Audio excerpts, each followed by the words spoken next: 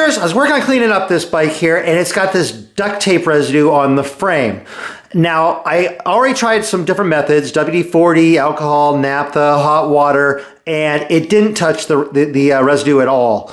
And I think because it's been on here for a long time, it's kind of dried on there, baked on there. Now, if it was fresher, maybe those would have worked, but with this stuff, it's not working. So I'm gonna show you how to get this stuff off, this really baked on, hard to remove duct tape residue.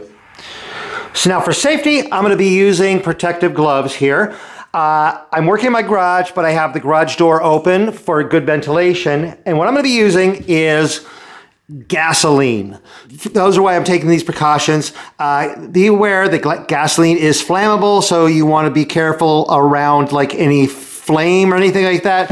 And so what I'm gonna do is I'm gonna use a rag here, and I'm gonna drip a little bit of the gasoline onto the rag, and then just start rubbing on the duct tape residue.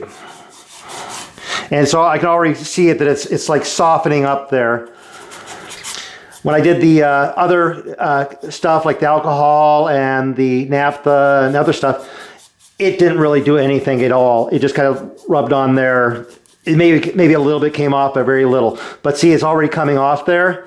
It's just gonna take a little bit of work. You gotta let the gasoline kind of work in, and then just start rubbing on it, and it will come off. And all the duct tape residue is gone. That was just like super easy and fast. It took about a minute to get all that off.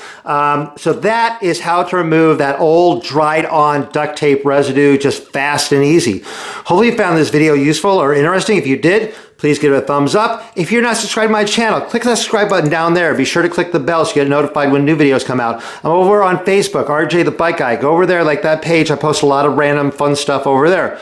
Anyway, thank you guys very much for watching.